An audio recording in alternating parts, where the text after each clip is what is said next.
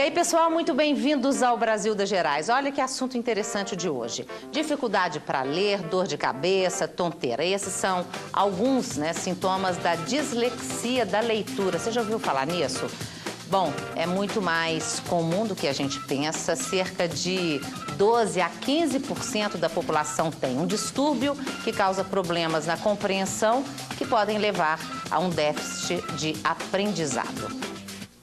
O pai, cansado, se lembrou de fazer o que pedi, de bom humor. A leitura fluente com as lentes coloridas é a nova fonte de prazer de Raquel. Nos valorizam e nos dão amor, compreensão e com as quais... Aos 32 anos, ela acaba de descobrir que sofre de dislexia. É muito importante. No dia que eu fiz o exame com a doutora Márcia, eu estava com muita dor de cabeça e nós perguntamos na hora, será que tem problema? Ela, não tem problema não.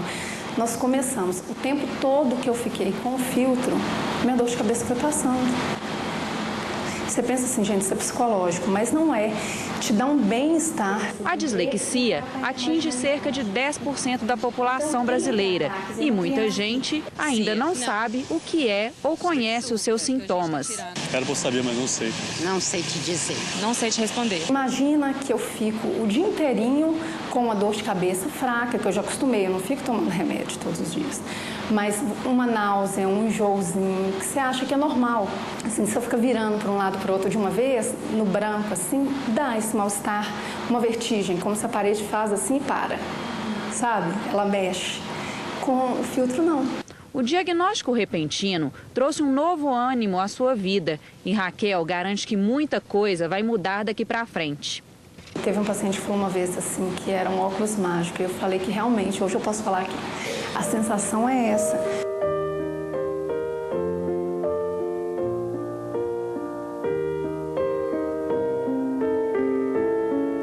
Agora um recado para os pais. A dislexia é melhor identificada entre os 7 e os 14 anos, quando as crianças começam a apresentar problemas na escola. O importante é fazer um diagnóstico precoce para que elas recebam atenção especial dos educadores. Pois é, durante o programa nós vamos explicar isso tudo direitinho, tá? Se você quiser fazer contato com a gente, brgerais@redminas.mg.gov.br.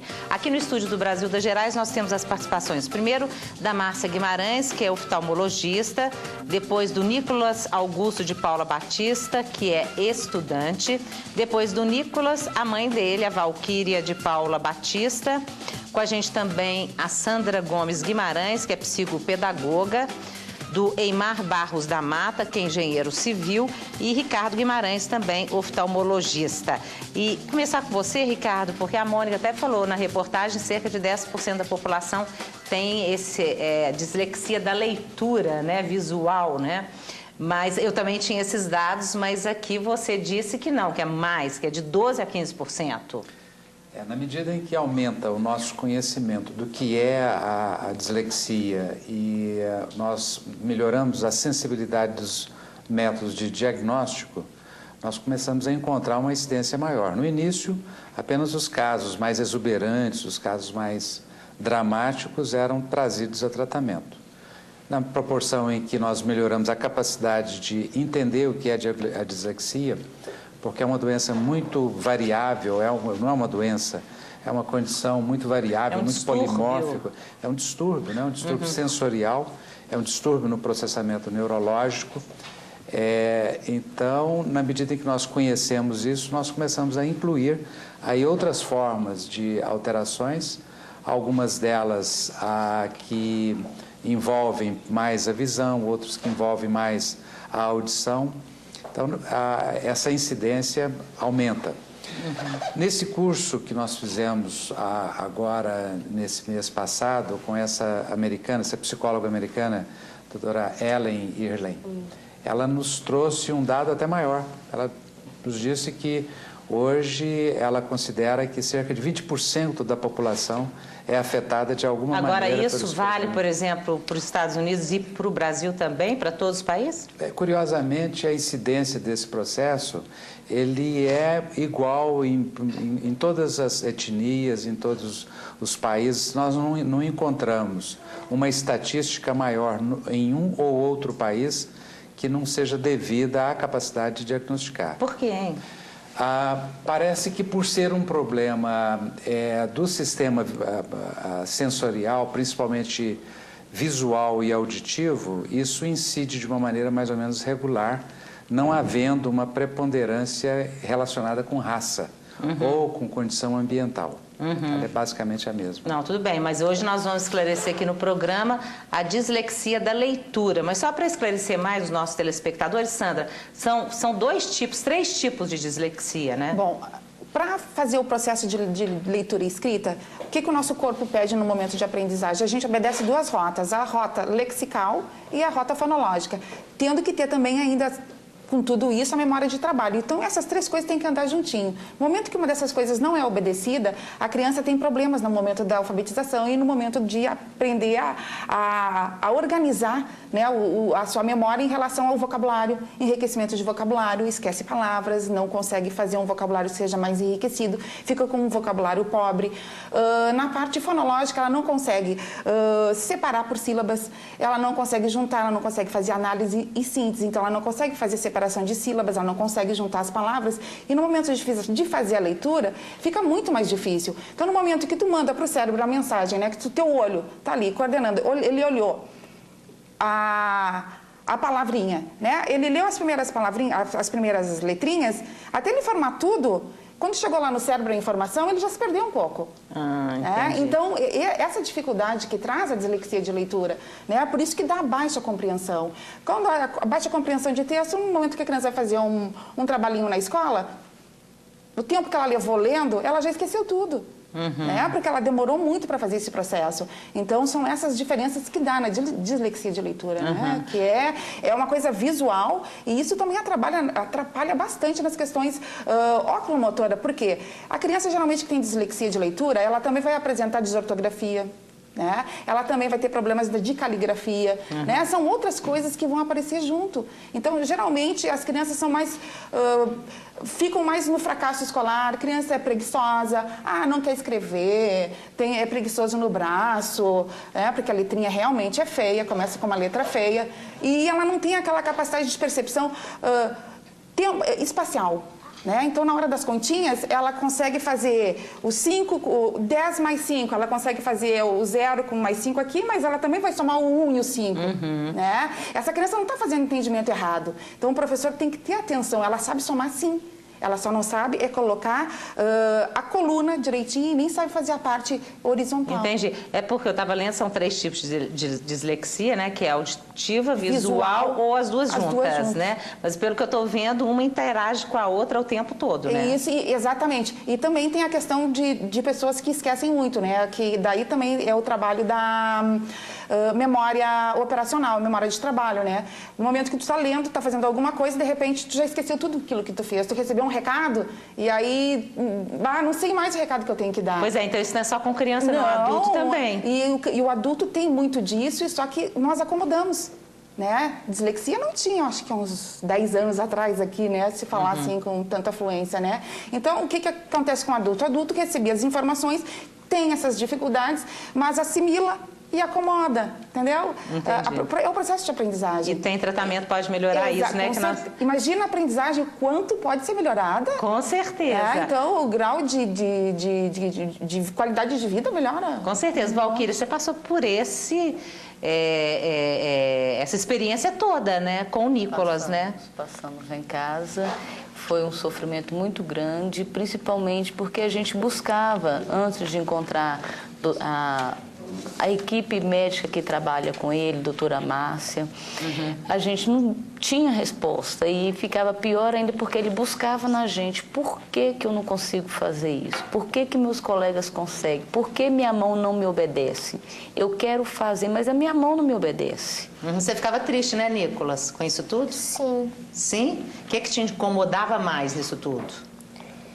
Eu não conseguia acompanhar os meus colegas. Entendi. E aí, você contou pra gente que ele ficava triste, às vezes até meio depressivo mesmo. Ficou, ele entrou num quadro de depressão muito grande, mudamos toda a rotina da casa. Você até parou de trabalhar para cuidar dele? Parei de trabalhar, dediquei totalmente a ele. Lá em casa nós tivemos que montar um quarto de estudo com o quadro, com tudo, e ele ficava o tempo inteiro estudando e não dava conta. Por fim, aí Mas você tinha paciência de tentar estudar pelo menos, né, Nicolas? Sim. Uhum. Ou seja, ele era esforçado, mas não dava conta de por chegar. mais, vamos colocar, né, por baixo que ele ficava, ele pegava, ele dava crise de choro dele e punha um pouco, às vezes, para fora, mas daqui a pouco ele estava lá tentando novamente. Ao mesmo tempo que ele tinha uma certa desistência, às vezes pegava e voltava em não desistir de tudo. Às vezes ele bloqueava e falava assim, não vou mais ali.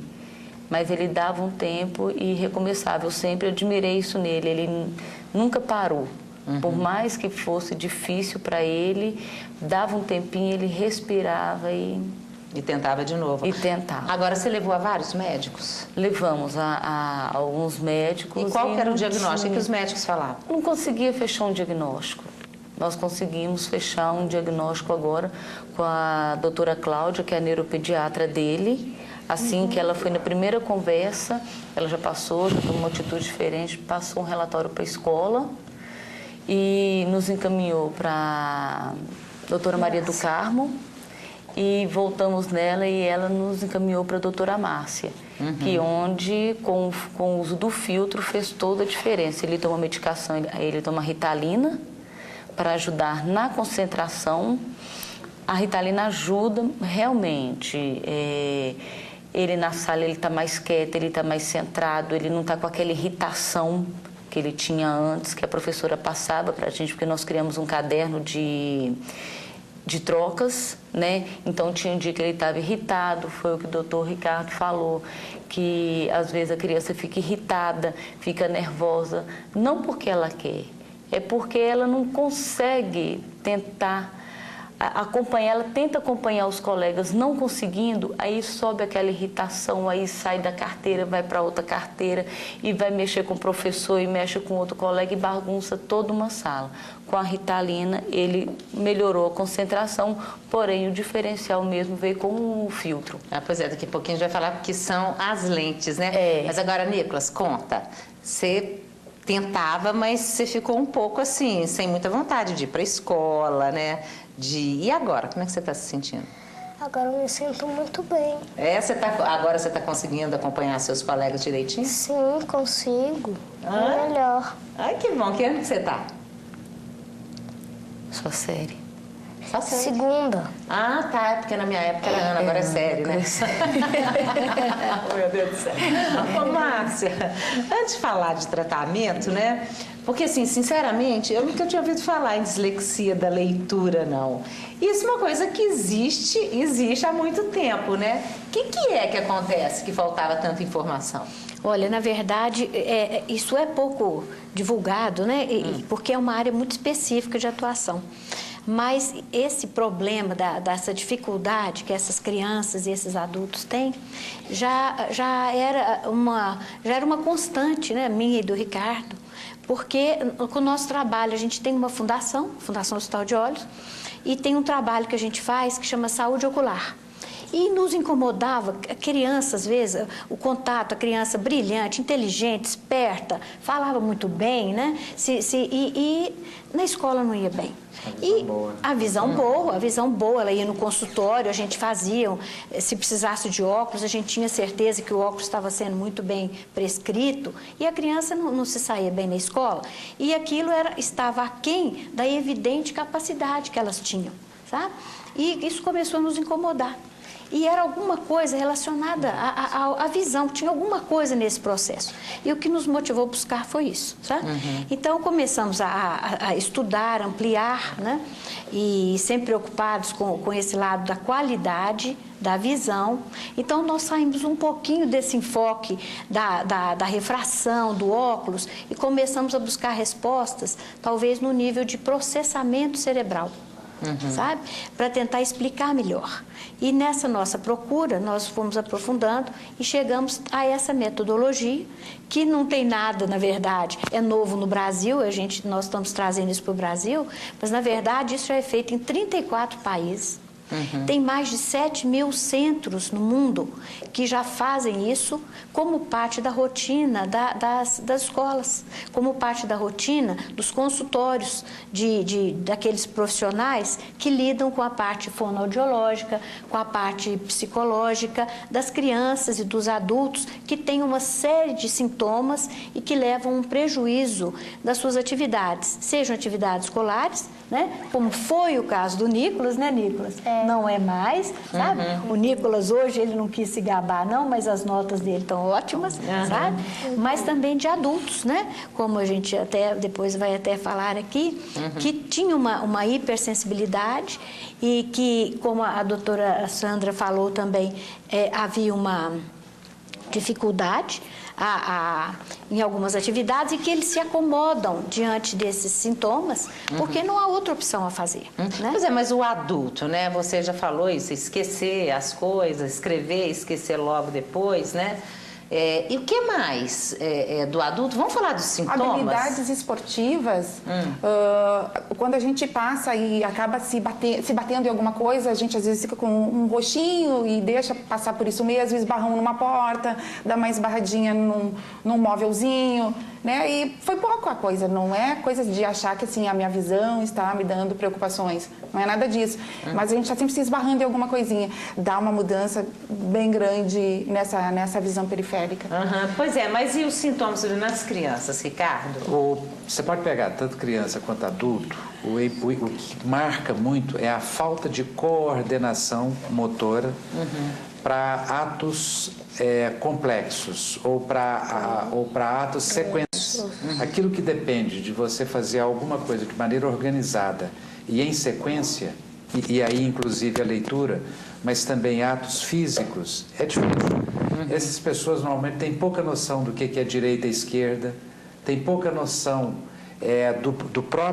da própria percepção do corpo, qual que é meu lado direito, qual que é o meu lado esquerdo. A coordenação motora frequentemente é comprometida, o que leva a esses pequenos acidentes dentro de casa, porque esses atos motores automatizados, eles precisam de um bom processamento cerebral, que inclui a visão, que inclui a audição, mas que inclui também a sua noção espacial. Entendi. Essas pessoas têm esse processamento prejudicado. Pois é, mas aí a gente viu na reportagem, quando começou, a moça falando, eu tinha uma dor de cabeça, tinha gente que falava que era psicológico.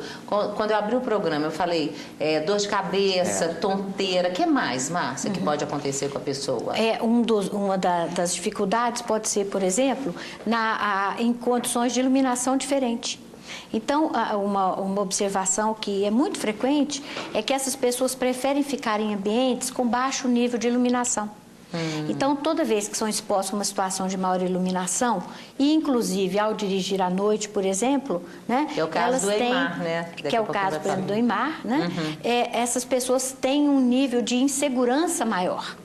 E isso afeta o desempenho e, portanto, compromete a segurança delas. Por exemplo, ao dirigir à noite. Sabe? Isso é um sintoma que aparentemente não tem conexão, mas pode estar ligado a uma disfunção nesse processamento da informação visual, porque há um excesso, por exemplo, de luminosidade ou uma hipersensibilidade da luz que esses indivíduos apresentam. E a confusão, hein, por exemplo, você tem esses sintomas, confundir com outros problemas de saúde, por exemplo, porque, Valquíria, eu te perguntei, não sei se você me diz, o Nicolas, por exemplo, você levou a vários especialistas, não chegaram a nenhum diagnóstico, você disse, mas a suspeita era de quê? Hiperatividade, alguma coisa assim? Sempre julgava para a parte de hiperatividade, porém não fechava totalmente o diagnóstico. Porque pela criança ficar sempre inquieta, né, então se está inquieta é hiperativo. Né? E às vezes nem sempre a inquietude da criança é só a hiperatividade.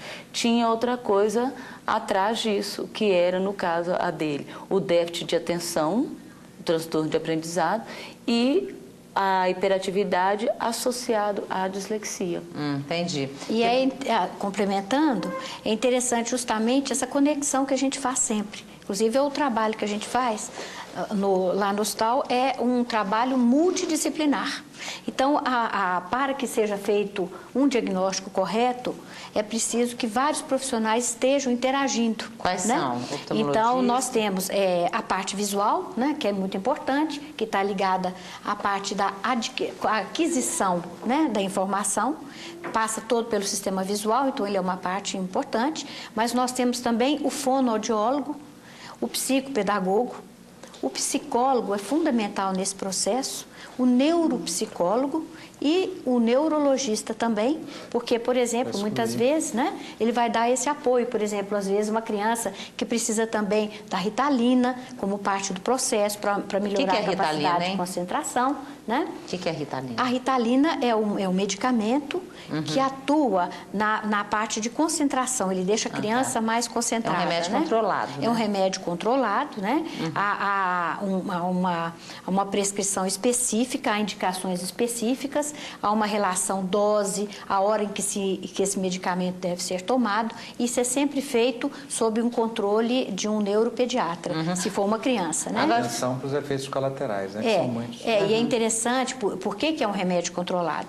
Porque ele tem alguns efeitos colaterais, né? Ele pode gerar alguns aspectos que são indesejáveis e, portanto, esse uso dessa medicação é sempre feito sob controle médico, né? Com muita atenção. Isso, pelo que eu estou vendo, é um tratamento individual, cada caso é um caso. Exatamente, não cada é? caso é um caso. Agora, você está falando aí dessa equipe multidisciplinar, aí, Ricardo, eu fico preocupada, porque você está dizendo 12% a 15% da população, né? Mas isso ainda não chegou ao serviço público, né? Pelo que eu estou vendo. Não, infelizmente não. Na realidade, o nosso grande objetivo hoje é sensibilizar primeiro o educador. Nós queremos que nós até dizemos de uma forma meio pretensiosa que nós queremos educar o educador para que ele saiba que o problema existe e que, se ele mesmo que não tenha o tratamento adequado, ele não adote uma atitude que é muito frequente em relação a essas crianças que, por serem hiperativas, acabam entrando num quadro de transgressão disciplinar. E começam a ser punidas, excluídas, gerando um quadro de confronto com o professor, que, não compreendendo o problema especificamente, trata como uma pura e simples transgressão disciplinar. Então, o primeiro objetivo nosso é educar o educador a dizer: esse problema existe, nós precisamos aprender a identificá-lo e tratar essas crianças de uma maneira Será que nós já especial. explicamos, Sandra, nesse primeiro bloco, direitinho, assim, os educadores que estão nos vendo, assistindo? Quer dizer, está claro, quer dizer, o que é a coisa para que as pessoas, e os pais também, né, possam identificar? Bom, eu creio que o trabalho nas escolas tem que ser bem mais efetivo. Em relação aos professores, os professores têm que saber que existem novas técnicas, existem outras metodologias, onde a criança vai poder mostrar a sua capacidade de aprendizagem, vai poder mostrar que ela tem esse conhecimento, está aprendendo junto à escola. Existem outras técnicas que já foram esquecidas, né? Principalmente, por exemplo, fazer uma prova oral. Hoje em dia, poucos fazem prova oral. Uma criança com dislexia, com certeza, numa prova oral vai sair muito melhor do que uma prova que tenha que copiar. Né? Então, são dar dicas para os professores, para os educadores. Pois é, mas aí onde que os educadores vão buscar informação e os pais também? Pois é, essas informações acho que tem que partir dentro da própria psicopedagogia, que tem que fazer esse trabalho, né, de educando o educador, né, trazer as opções de utilização de quadro negro, né? Que hoje já não é mais negro, é branco, que atrapalha também bastante a visão da criança, né? São subterfúgios que são utilizados hoje, que facilitam não só a criança com dislexia, né? Mas qualquer uma outra criança que também tem um transtorno ou uma dificuldade de aprendizagem. Pois é, então depois no segundo... Você quer completar? Eu queria falar, é interessante esse ponto que a Sandra está falando, porque inclusive nós temos casos de crianças que só de mudar a posição na sala de aula, elas têm um desempenho escolar diferente. Então, por exemplo, sentavam mais próximos à janela, né? E tiram a criança desse lugar e colocam debaixo, por exemplo, de um local que tem uma luz fosforescente muito mais intensa e a criança cai de produção.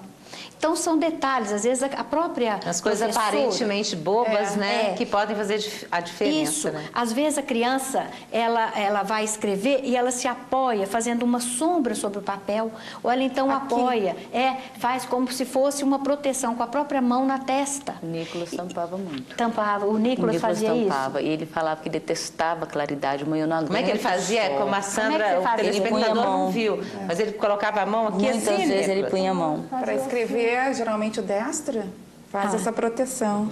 Né? Peraí, mostra aí, mostra agora, faz essa proteção. Agora. Faz a proteção. Geralmente, diz assim, que o aluno é preguiçoso. Aqui na classe, ó, escrevendo, sabe, o apoio. E aqui. Então, a criança é preguiçosa, ela se atira um pouco assim, mas na realidade ela está protegendo a entrada da luz. Agora, no segundo bloco, nós vamos falar mais do tratamento, porque, Eimar, você não tem dislexia de leitura, não é isso o seu. Mas ele faz esse mesmo tratamento porque serve também para outros tipos de problemas, né? Mas a gente vai esclarecer isso, mas eu estava te perguntando essa questão do serviço público, é porque tem algumas escolas que já estão começando a experimentar, e nós temos um exemplo que é da PAI da cidade de Araxá, que já está começando a fazer os exames com as crianças. Vamos dar uma olhada nisso. Janderson André Gonçalves não consegue se concentrar na sala de aula e tem problemas de disciplina. A hiperatividade é outro obstáculo para a aprendizagem. Situações que afetaram a autoestima. Segundo essa psicóloga, uma barreira que prejudica principalmente as crianças. Na vida escolar, a criança que tem uma autoestima elevada, ela consegue ter um bom aproveitamento escolar, né? Ela tem um bom comportamento, enfim, várias outras características. Se nós formos citar outras crianças que não conseguem desempenhar as atividades, acompanhar a sala de aula, ou até mesmo ter distúrbios de comportamento como hiperatividade, nós podemos até associar que essa criança ela tem uma baixa autoestima. Ao perceber as dificuldades do filho na escola, a dona de casa Rosa Helena de Fátima Gonçalves fez uma verdadeira peregrinação durante anos em busca de uma solução com profissionais da saúde e educadores. Chegou a ler livros junto com o garoto na tentativa de estimular a leitura. Sempre eu fazia comentário com os professores, eles me falavam que com o tempo ele ia adquirir essa vontade de ler. Só que o tempo foi passando e com isso a disciplina dele foi piorando, o comportamento, as notas dele foram abaixando. Do primeira série à quarta série, ele, em vez de ter aumento de notas, teve redução de notas. E a leitura dele foi cada dia pior. E foi aqui na PAI, depois de alguns testes, que se descobriu que Janderson tem a síndrome de Irlen, a ausência de uma determinada cor que faz com que o cérebro processe imagens distorcidas. As pessoas portadoras da síndrome captam a informação visual de forma diferente por causa de uma falha na percepção. Isso provoca cansaço, irritabilidade, falta de concentração, falhas na memória, entre outros sintomas. Na hora de ler, por exemplo, as palavras parecem tremer, viram redemoinhos e até ondas. Quando eu vou ler, eu não consigo, porque as letras ficam embaralhadas. Fica tipo trocando de lugar umas com as outras. No caso de Janderson, não havia a cor azul e lendo com esta lâmina colorida, tudo mudou. Benedito era um menino muito estudioso que adorava perguntar coisas difíceis de responder. Ele perguntava tanto que muitas vezes ficava dito pelo não dito. Me esqueci de contar que o apelido de Benedito era Dito. A pedagoga Lourdes Martins Costa dos Santos alerta aos pais para a importância do diagnóstico mais cedo, como forma de prevenir as consequências da síndrome que afeta muitas pessoas, mas a maioria não sabe. A mãe tem que ficar atenta aos sinais dessa síndrome, que a pessoa vai apresentando, os sintomas que ela vai tendo, a mãe, a professora, as pessoas que convivem com essa criança, para que ao chegar lá pelos 13 anos, ela não ser uma criança tão rebelde. A esperança de Janderson agora é o uso de um óculos especial com uma lente da cor que o cérebro dele precisa para corrigir essas falhas na percepção. Márcia, o tratamento, né? A Valquíria já falou um pouco das lentes, do medicamento você já falou, mas como é que é? Porque eu estou vendo que o Nicolas está com uma lente amarela, né? Não, a dele é que cor, hein? Rosada, né? Rosada, né? É azul claro com rosa. Azul claro com rosa, porque a gente olhando assim tá meio rosado, meio terra, alguma coisa assim. E o Eider tá com uma amarela. Isso. Não é isso? Isso. Fala, que lentes são essas? O que é isso? Por que funciona? Muito bem. Tem grau ou não tem grau? Olha, isso, como que isso é feito? Como que é feita a abordagem?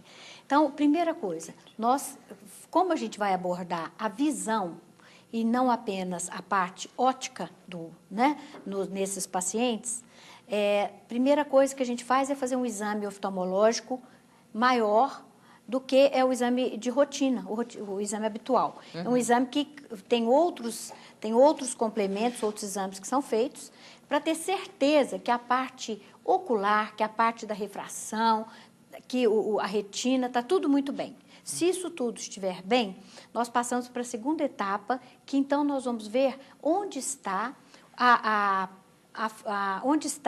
o problema da hipersensibilidade dessa luz que entra no olho, com a informação visual, e provoca algum tipo de alteração nesse processo. Então, essa luz nós descobrimos através de testes. São testes que demoram um pouco, né, Valquíria? Porque eles são absolutamente individualizados, mas a gente descobre qual é o comprimento de onda da luz que atrapalha o processamento da informação. E, por exemplo, no caso como o Nicolas falou, né? No caso do Nicolas, é uma combinação de quais cores, Nicolas? Azul com rosa claro. É um azul com rosa claro. E isso corresponde a 2 comprimentos de onda da luz visível. Essa é uma coisa física mais complexa, mas que, em última análise, leva a um bloqueio seletivo desse comprimento de onda que não entra, então, para atrapalhar o processamento. E isso se faz de uma maneira correta. O EIMAR já precisa de um outro tipo de filtro seletivo. Por isso é que a lente do Nicolas é de uma cor e do EIMAR é de outra. Quer dizer, cada um usa... E quais são as cores? São todas as cores? São centenas de combinações possíveis que nós usamos, sabe? Eles são feitos individualmente e, inclusive, nesse processo, nós levamos em consideração se a pessoa tem uma miopia, uma hipermetropia, porque o óculos leva o grau que a pessoa tem, se for o caso de precisar, ou então o óculos é feito sem grau, mas contendo o filtro seletivo que vai atuar melhorando o processamento dele, a informação no cérebro. E no caso seu, Nicolas, tem grau? Tem. Ah, o seu tem grau. O seu tem? Tem. Tem? Agora, me diga, se você não tem a dislexia da leitura, o que é você tem que você, usando essa lente, e é o mesmo tipo de medicamento que o Nicolas toma também, né? Ou não? É outro medicamento. Eu tomo uma luteína, né, para auxiliar, né? Isso. A doutora Márcia. Que é uma vitamina. Ele toma uma vitamina, sabe? Que para a retina, né? Uma vitamina especial. Mas agora, o que acontecia com você? Olha, meus pais sempre... Desde a minha infância, tentaram descobrir o que acontecia comigo com essa questão de atenção no colégio, essas coisas, né? Disse que você não conseguia ficar assim, na cadeira, você pulava de cadeira em cadeira a aula toda, é mesmo? O tempo inteiro. Mas e essa dificuldade para ler, você tinha também? Tinha. Porque você falou que você tinha um amigo no ginásio, que não é ginásio mais, viu? Não é ginásio mais. É ensino fundamental. Eu, na verdade, eu não gostava de ler. Por ter afinidade com esse amigo que me acompanhou vários anos, né? O que esse amigo te ajudava como? Ele lia para você? Não, eu copiava do caderno dele. Copiava tudo. Levava o caderno dele para casa, tentava pegar Porque as você coisas tinha dificuldade de pegar ali na hora da aula, é isso? Não, de acompanhar o professor. Ah, tá.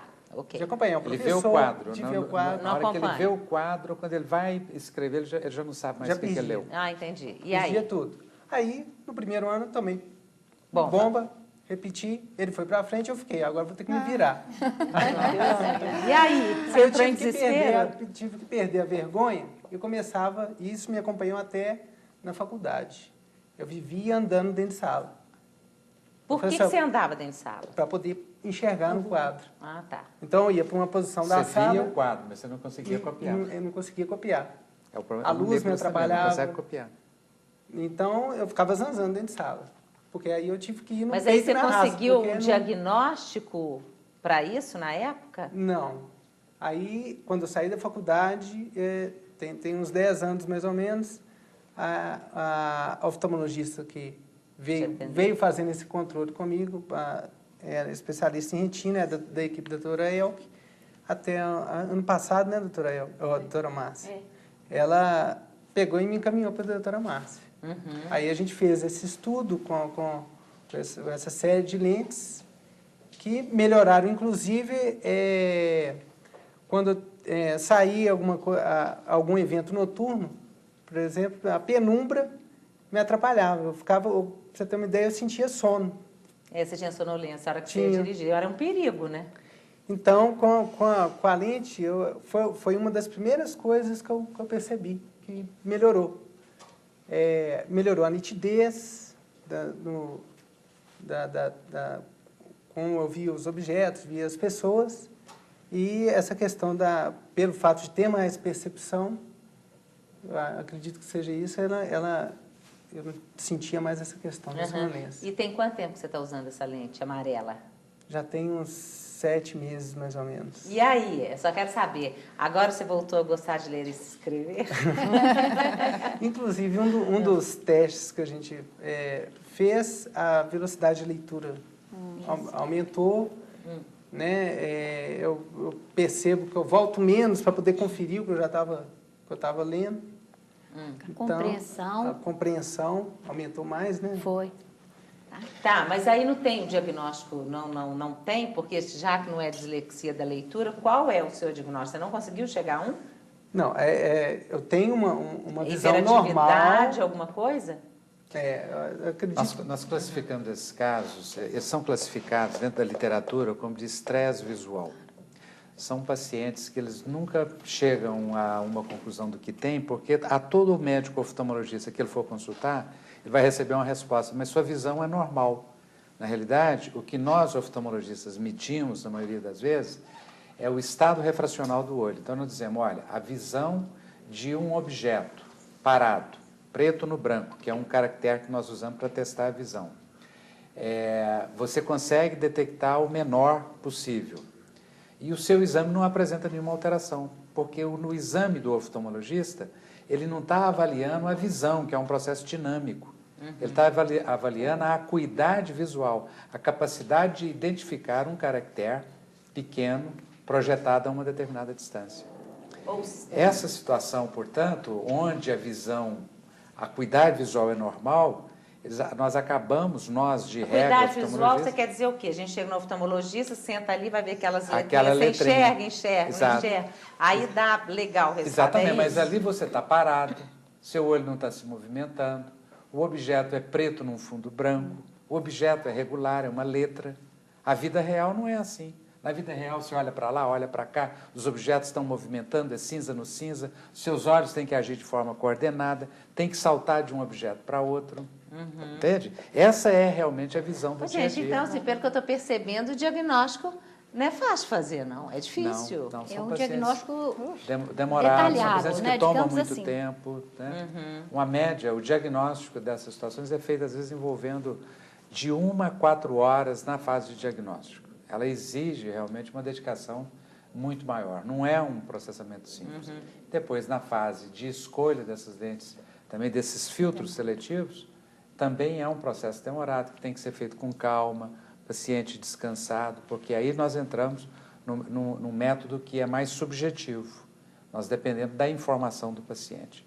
Na primeira parte da informação, onde Márcia te disse que ela faz um exame oftalmológico detalhado, esse exame que envolve medida de campo visual, envolve a avaliação de aberrações mais delicadas do olho, Terminada essa fase, nós não encontramos nenhuma alteração, ou se encontramos, corrigimos, nós fazemos depois um teste dinâmico de leitura, usando um rastreador ocular, que nós chamamos de eye tracker, que é um óculos com um sensor especial que mede os seus olhos no processo de leitura. E aí, nos casos de dislexia, o que nós vamos ver é que os olhos não trabalham de forma coordenada, que eles trabalham de uma forma individual e daí o estresse que você tem para fazer a leitura. Quando você coloca o filtro seletivo e você mede novamente nesse rastreador, nesse eye tracker, você vai ver os olhos trabalhando em conjunto. Que interessante. Eles passam a trabalhar de forma harmoniosa, aí o esforço desaparece. Pois é, então esses filtros são as lentes. Agora, essas lentes são importadas. São importadas? As lentes são. Nós são esperamos, caras. num dia ela vai ser produzida aqui. O nosso, tem que ter demanda, nosso né? desejo, sabe, é que essa metodologia, né, esse tipo de abordagem, seja tão disseminado, né, no Brasil, que a gente tenha condições de ter um laboratório desse no Brasil. E o que vocês podem fazer? Porque vocês têm uma fundação, né? Isso. O que vocês podem fazer? Porque vocês foram para os Estados Unidos, estudaram a fundo, trouxeram a médica, né, americana para cá, para dar curso também. Quer dizer, o que vocês podem fazer para ajudar a população? Porque, antes de você falar, porque eu fico pensando em, deve ter sido um sofrimento para você, não? Eu tive que ir na garra mesmo para poder vencer isso, né, essa questão. Como é que você se sentia no dia a dia? Como é que é? Olha, você sente inferiorizado, né, mesmo, né? Você vê que as pessoas têm o mesmo potencial que você e você está ficando um pouco para trás. Então, você tem que tentar tirar a diferença de alguma maneira. E a autoestima vai lá para baixo, né? Mas graças a Deus, isso aí a gente... Conseguiu, né? Graças a Deus. Porque, Valquíria, eu fico imaginando o seu sofrimento também. Você já contou, né? Mas, assim, de ter, gente, ela pegava assim... Pode contar, não pode? Pode. Não, conta você da mão esquerda. Eu não vou contar, né? Para poder ajudar Nicolas, eu aprendi a escrever com a mão esquerda. Porque ele não dava conta, por mais que ele esforçava, ele não conseguia dar conta. Aí eu peguei e falei assim, não. Aí eu comecei num dia, para poder tentar animar, eu falei assim, vamos ver quem vai conseguir fazer a letrinha? E comecei, só que por ele já ser canhoto, então ele já escrevia com mais rapidez. Mas a minha saía pior. Mas aí depois a gente foi treinando, né, Nicolas? A gente foi treinando. Ou seja, você fazia dever para ele? Fazia. Fazia e na escola eu peguei, comecei a conversar e muitas matérias eu falei assim, olha, eu vou copiar com a minha letra, mas a resolução é dele. Mas tinha vez que, para poder ajudá-la a completar alguma matéria ou outra, eu pegava e ajudava com a mão esquerda. Pois é, quem não passa pelo problema não dá para a gente entender isso direitinho. O pior de tudo foi, igual você falou, a inferiorização, a pessoa se sente inferior, a exclusão é muito grande, os rótulos começam a crescer. Que tipo de rótulo? Lerdo, né, Nicolas? Preguiçoso, que a Sandra já falou, né? Lesma, molenga, tartaruga, né? Então vai começando a ter esses tipos de apelidos. E aí é uma bola de neve, né? Aí vira uma imensa. Mas aí, graças a Deus, nós conseguimos, né, a derreter essa neve, né, Nicolas? Graças a Deus. Agora, Márcia, então agora eu volto para você, né? Vocês têm uma fundação, você e o Ricardo. O que vocês podem fazer para disseminar isso? Porque, assim, eu fico muito preocupada com a população de baixo poder aquisitivo, que aí não tem acesso a essas lentes, não tem acesso a um tratamento, né? E aí, como é que fica? Olha, primeiro, só fazendo um parêntese rápido, uma coisa assim que nos deixa extremamente assim, gratificados é ver que o potencial que essas pessoas têm é finalmente revelado, sabe? E é surpreendente que muitas vezes eles não sabiam que poderia ser melhor. Porque certeza, aparentemente era assim que ia ser sempre, né? E não é incomum, por exemplo, o Eimar é um engenheiro civil, muito bem sucedido, ele que não está falando Graças a isso, Deus. sabe? Ele é muito bem sucedido, vem de uma família muito bem sucedida, né, na construção civil.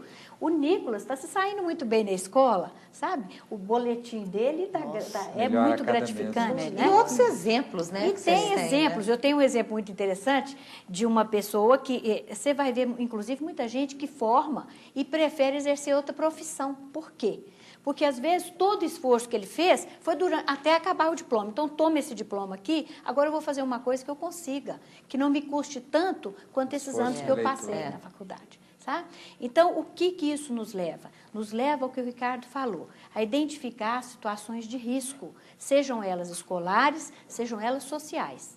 E é dentro desse quadro que nós precisamos, o que a gente vê como opção para a Fundação Hospital de Olhos, e que é o nosso sonho, é levar isso para a rede pública, para que todo mundo possa ter acesso. Então, o que o hospital pode fazer? Nós oferecemos treinamentos.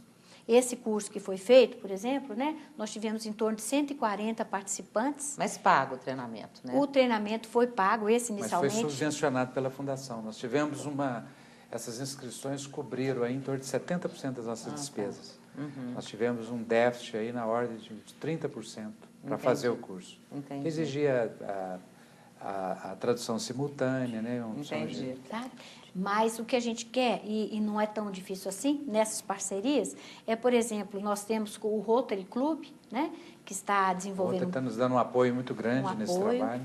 O Rotary tem o pessoal interessado da Conspiração Mineira pela educação, que já é um passo a mais de cidadania, inclusive.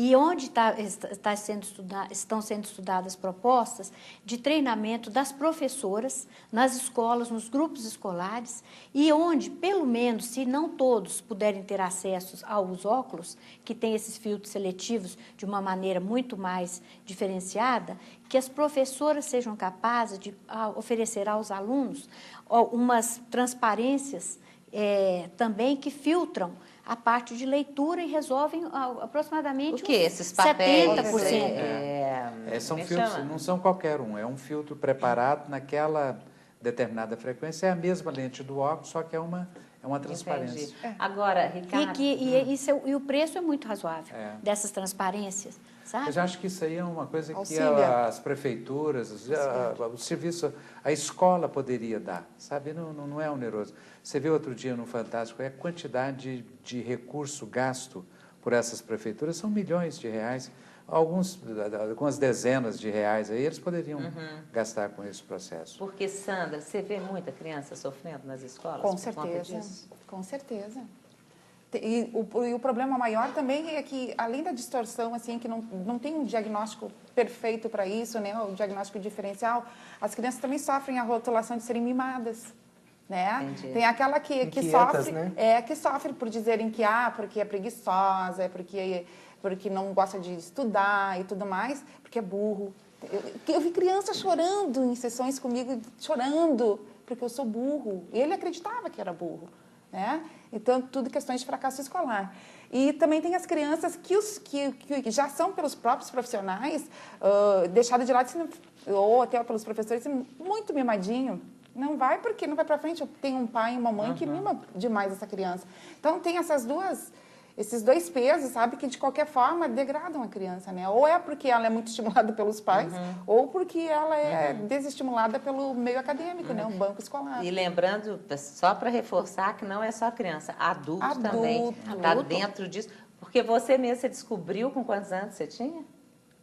Já agora, né? Foi agora. Um ano e pouquinho. Tá. Você poderia resolver o assunto, desculpa. Mas, por exemplo, pela experiência de vocês, né? Adultos que descobrem que tem dislexia na leitura, até que idade você já viu? Nossa, pacientes com 60 anos. 60 anos? 60 anos.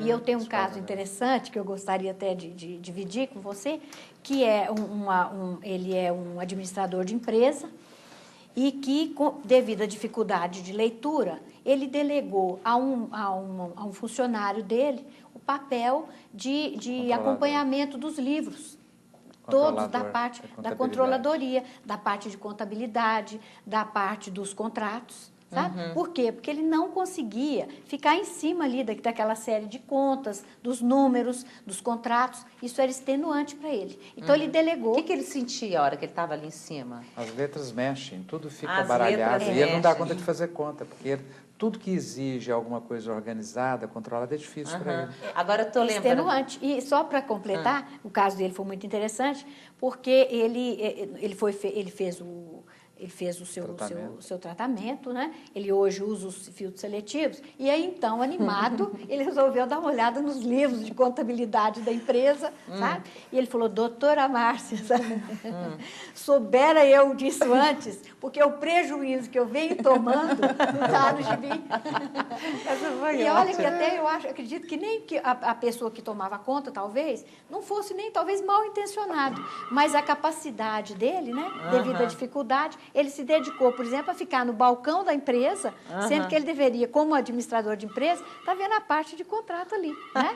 Pois então, agora você está extremamente interessante. Você está contando isso. É o celular aqui, né? Mas, Valquíria, eu estou lembrando aqui, no tratamento do Nicolas, o seu marido descobriu que ele também tem. Tem. Ele é igualzinho. O meu marido, ele fez faculdade. Agora eu pergunto se ele escreveu alguma linha no caderno de faculdade. Nenhuma. O que mais que ele tinha? Não, a organização lá em casa, só Deus, né? Ele em casa, junta com os meninos, ele, para poder me perguntar uma coisa, eu falo assim, ele me pergunta, onde que está a bolsa? Eu falo assim, está em cima do lugar tal. Ele vai lá, eu não achei. Eu falo assim, não é possível. Mas isso é dislexia na leitura, gente? Essa dificuldade. Isso pode ser dificuldade também de encontrar as coisas, de se organizar. Eu pergunto assim, como você faz no seu serviço? Ele falou assim, sem minha agenda, sem eu anotar, eu não sou nada. Eu anoto tudo. E ele está tomando remédio, está usando lente agora também? Não, por enquanto ele ainda não está mexendo, ele não está tomando Mas ele está com medicação, desejo de fazer tratamento, de procurar uma solução, ou está achando que está tudo muito bom desse jeito? Eu acho que ele deve estar com medo da cor, né, doutora? Você sabe, Roberta, só comentando, isso é um ponto muito interessante, porque normalmente isso é um fator familiar. Né? Isso eu ia perguntar se é hereditário. Há uma genética aí muito interessante, sabe? E isso é muito frequente. Quando eles vêm para o exame, por exemplo, a criança vem, normalmente o pai se interessa, ele também e fica encantado, sabe? Eles têm de tomar coragem, né? que a mudança é imediata. Falar, então é isso. E você vê que ele fica tão interessado quanto o outro que está consultando ali. E é o pai ou a mãe. Ou às vezes tem mais casos na família, outro irmão, sabe? Sempre um dos pais, né? Quase praticamente sempre. Eles se sentem interessados em fazer também o teste, porque, porque vem em si mesmo, né? Tudo que o filho sofreu e que ele deve ter sofrido, né? No seu desenvolvimento. Agora, gente, esse tratamento aí é 100% resultado? Muda tudo? Não existe medicina de 100%. 100% eu peguei pesado, né? Mas assim, os Mas resultados são muito bons. O que é impressionante é que a mudança começa imediatamente após o uso do filtro. Você pode fazer o teste da leitura dinâmica logo após o uso, assim, com diferença de 10 minutos, Muda e a mudança é imediata. Continua melhorando, mas você dobra a eficiência de leitura imediatamente. Agora, precisa de usar essa lente o resto da vida? A vida inteira? Aparentemente, porque veja bem, na medida em que você está usando a lente, você está se educando. A sua eficiência aumentou. Se você deixou de usar a lente, o aprendizado que você adquiriu durante aquele tempo, você incorporou aquela melhora. Entendi. Agora, a dificuldade vai voltar se você deixa de utilizar. Como se você tem uma miopia ou astigmatismo. Se você deixa de usar, com certeza. Vai te gente, o melhorar. programa acabou. Faltou alguma coisa que assim, a gente não falou e precisava de falar para as pessoas em casa? De repente, doutora Márcia, que as lentes, assim, não precisa ficar com tanto medo da cor das lentes, que existe um filtro, né, para colocar, a doutora Márcia pode falar. Ah, tá, você não enxerga tudo amarelo não, né, Imar? Não, pelo contrário. Nem você, né, Nicolas? Azul com rosa, nada disso, né? Não, é por causa que a cor tem a cor certa. É que essa cor certa, você tem que ver a cor de como tá a cor. Entendi. Que fica normal. Entendi. Legal. Márcia, termina pra gente. Exatamente.